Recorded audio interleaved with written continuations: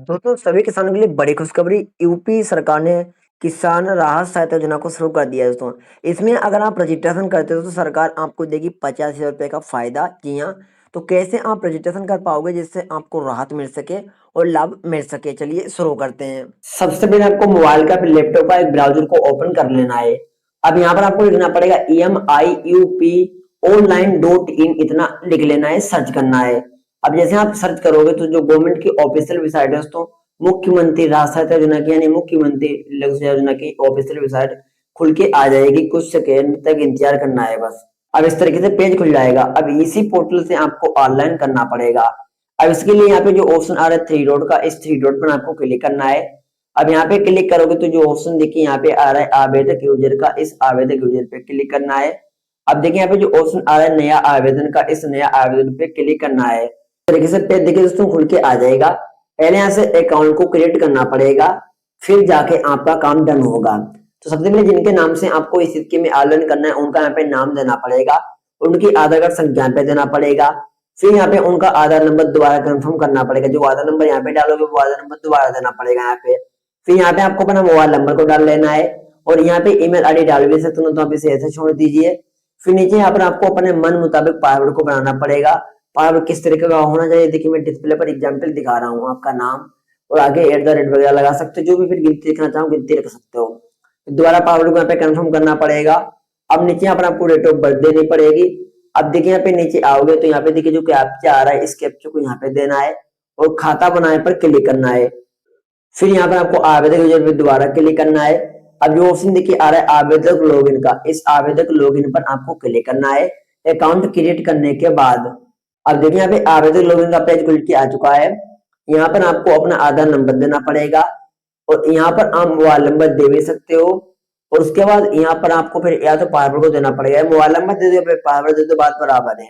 और फिर देखिए यहाँ पे जो कैप्चा आ रहा है, इस कैप्चा को यहाँ पे देना पड़ेगा और फिर नीचे यहाँ पे लॉगिन का जो ऑप्शन आ रहा है लॉगिन पर क्लिक करना पड़ेगा। अब इस तरीके से पेज आपके सामने खुल के देखिए आ जाएगा। और अब यहाँ पर जो ऑप्शन आ रहा है थ्री डॉट का, इस थ्री डॉट पर आपको यहाँ पे क्लिक करना पड़ेगा। अब यहाँ पे जैसे आप क्लिक करोगे तो यहाँ पे जो ऑप्शन देखिए आ रहा है आवेदन करे का ऑप्शन, इसी आवेदन करे पर क्लिक करना पड़ेगा। अब देखिए आपके सामने दोस्तों इस तरीके से पेज खुल के आ जाएगा। देखिए पूरा फॉर्म खुल के आ चुका है बारीकी से। ये यहाँ पे देख सकते हो जो मेन डिटेल थी मैंने ब्लर कर ली है, हाइड कर ली है यानी। अब योजना के नाम पर क्लिक करना पड़ेगा। अब दोस्तों यहाँ पे पैसा या लाभ उनको किनको मिलता है, तो यूपी के किसान हैं जिनके पास जमीन है वो अपने खेत में फ्री बोरिंग करा सकते हैं मुख्यमंत्री लघु सहायता योजना के अंतर्गत। इसलिए सरकार ने दोस्तों जो है मुख्यमंत्री राहत योजना को शुरू किया है। और इसी स्कीम के अंतर्गत अगर आप खेत में बोरिंग करवाओगे तो 1 रुपया खर्चा नहीं आएगा।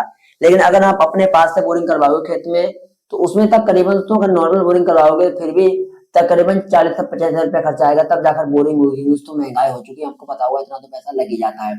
लेकिन सरकार के द्वारा करवाओगे तो 1 रुपया खर्चा नहीं आएगा, इसीलिए ये फायदा आपको मिल पाएगा।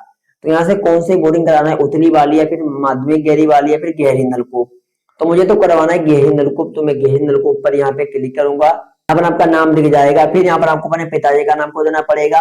फिर जात पर यहाँ पे क्लिक करना पड़ेगा, किस जात से आते हो, सामान्य से, अन्य से या फिर अनुसूचित से। जिस जात से आते हो उसी पर यहाँ पर आपको क्लिक करना पड़ेगा। और फिर नीचे यहाँ पर आपको लिंक पर क्लिक करना पड़ेगा। अब यहाँ पे क्लिक करके पुरुष या फिर महिला वो सिलेक्ट कर लेना है। फिर यहाँ पे आपका आधार नंबर दिख जाएगा, मोबाइल नंबर दिख जाएगा और यहाँ पे आपकी डेट ऑफ बर्थ दिख जाएगी, जो यहाँ पे देख लेना है। जो राशन कार्ड संख्या बना है राशन कार्ड नंबर यहाँ पे डाल लेना है। फिर नीचे के लिए स्क्रॉल करना है। यहाँ पर आपको अपना पूरा पता देना पड़ेगा। यहाँ पर सबसे पहले यहाँ पर पता दे देना है। फिर यहाँ पर आपको जिला का नाम डाल लेना है, फिर राज्य का नाम यहाँ पे देना पड़ेगा। फिर नीचे यहाँ पर आपको आ जाना नलकूप के स्थल में यहाँ पे आना है और यहाँ पर आपको जिला पर क्लिक करना पड़ेगा। किस जिले से रह रहे हो वो बताना पड़ेगा। दोस्तों नलकूप का मतलब है जहाँ पर आप खेत में बोरिंग कराओगे, जहाँ पर खेत पड़ रहा है वो डिटेल देनी पड़ेगी। जी हाँ। उसके बाद यहाँ पे तहसील पर क्लिक करना पड़ेगा, जो सी भी तहसील है तहसील को सिलेक्ट करिए। और यहाँ पर आपको ब्लॉक पर क्लिक करके जो सा भी आपका गाँव है ब्लॉक है वो सिलेक्ट कर लेना है। और उसके बाद दोस्तों यहाँ से आपको ग्राम पंचायत पे क्लिक करके ग्राम पंचायत को सिलेक्ट करना पड़ेगा, जो भी ग्राम पंचायत है। फिर यहाँ पे राज्य सभा पर क्लिक करके और यहाँ से आपको राज्य सभा को सिलेक्ट करना पड़ेगा। जी हाँ। फिर यहाँ से न्याय पंचायत को सिलेक्ट करना पड़ेगा, चाहो तो छोड़ भी सकते हो। और यहाँ पे जो पूर्वा मजरा है वो डाल सकते हो, तो इसे भी छोड़ सकते हो। फिर यहाँ पे वो खसरा संख्या देनी पड़ेगी। जी हाँ, जो खसरा नंबर होता है वो देना पड़ेगा। खसरा नंबर जो जमीन का अंत कहाँ पे, उस पर आपको लिखा मिल जाएगा, जमीन के अंत कहाँ पे वो लगता है इसमें, और उसके ऊपर लिखा मिल जाएगा, वो यहाँ पे डाल लेना है। और फिर दोस्तों यहाँ पर देखिए क्या दस्तावेज अपलोड होंगे। यहाँ पर आपका जो जमीन का अंत कहाँ पे खसरा खतौनी उसे अपलोड करना पड़ेगा। यहाँ पे लाभार्थी का फोटो अपलोड होगा जिसकी साइज 100 KB से ऊपर नहीं होनी चाहिए। और यहाँ पे आधार कार्ड अपलोड होगा जिसकी साइज 200 KB से ऊपर नहीं होनी चाहिए। और यहाँ पे हस्ताक्षर अपलोड करने पड़ेंगे, यानी जिसकी साइज 100 KB से ऊपर नहीं होनी चाहिए। जिस दस्तावेज को अपलोड करना है उसी पर क्लिक करना पड़ेगा चूज फाइल पे, और जहां पर भी दस्तावेज पड़ा हुआ है उस पर क्लिक करिए। दस्तावेज देखिए यहाँ पर आपका आ जाएगा, देखिए आ चुका है। इस तरीके से चारों दस्तावेज को आपको अपलोड कर लेना है। अब दोस्तों यहाँ पर आपको आना है और यहाँ पे बैंक के नाम पर क्लिक करना पड़ेगा। किस बैंक में आपको पैसा लेना है वो यहाँ पे सिलेक्ट करना पड़ेगा। फिर यहाँ पे आपको बैंक आईएफएससी कोड देना है, बैंक खाता संख्या देना है, और बैंक पासबुक होती है वो आपको यहाँ पे अपलोड करनी पड़ेगी। चूज फाइल पे क्लिक करके जहां पर भी आपकी पासबुक पड़ी हुई है यहाँ से पासबुक को अपलोड कर लीजिए। देखिए यहाँ पे पासबुक आ जाएगी। फिर नीचे यहाँ पर आपको आ जाना है, अन्य डिटेल देनी पड़ेगी। यहाँ पे सिंचाई है तो उपलब्ध कुल भूमि, मतलब जहां पर आप बोरिंग कराओगे, जहां पर सिंचाई करोगे, लगभग कितनी कुल भूमि है सिंचाई करने के लिए तो वो बताना है। सिंचाई है तो उपलब्ध कुल भूमि वो कितनी है वो हेक्टेयर में यहाँ पे बताना है। फिर निकासी का श्रेणी यहाँ पे क्लिक करना पड़ेगा। जो पानी निकलेगा वो किस तरीके से निकालोगे आप यहाँ पे क्लिक करोगे।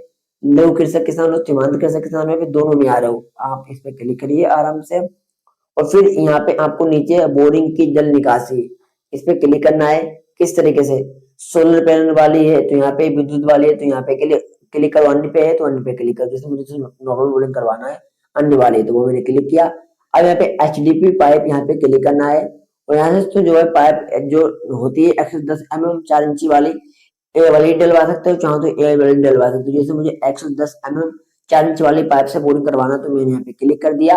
अब यहाँ पे आपको डीडी चालान बनवाना पड़ेगा। डीडी चालान कहाँ बनता है, देखिए डीडी चालान जहाँ से आप सामान खरीदोगे दोस्तों, जो है आप पाइप वगैरह ये सब कुछ, तो वहीं से जो दुकानदार हैं वही आपको डीडी चालान बना के दे देंगे, और वही यहाँ पे डिटेल देनी पड़ेगी, डीडी चालान नंबर।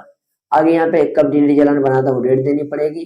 डीडी चालान धनराशि कितने की धनराशि मतलब है डीडी चालान में, और यहाँ पे उसे अपलोड करना पड़ेगा डीडी चालान में। और उसके बाद नीचे के लिए फिर आपको स्क्रॉल करना पड़ेगा। स्क्रॉल करने के बाद यहाँ पर आपको पढ़ के टिक लगा देना है जो जो है, और फिर नीचे के लिए स्क्रॉल करना है। स्क्रॉल करने के बाद जो दस्तावेज अपलोड करोगे वो नीचे दिख जाएंगे।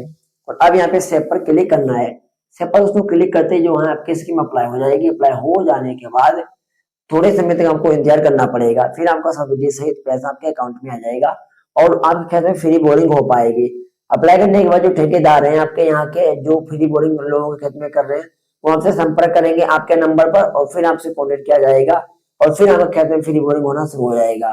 तो जितने भी किसान हैं उनको अच्छा समझ में आ गया होगा कि फ्री बोरिंग योजना के अंतर्गत दोस्तों लाभ कैसे ले सकते हैं, नहीं मुख्यमंत्री आवास योजना के अंतर्गत लाभ कैसे ले सकते हैं। अगर जानकारी दोस्तों अच्छी लगी हो तो प्लीज वीडियो को लाइक करना और उसके बाद चैनल को सब्सक्राइब करना। धन्यवाद।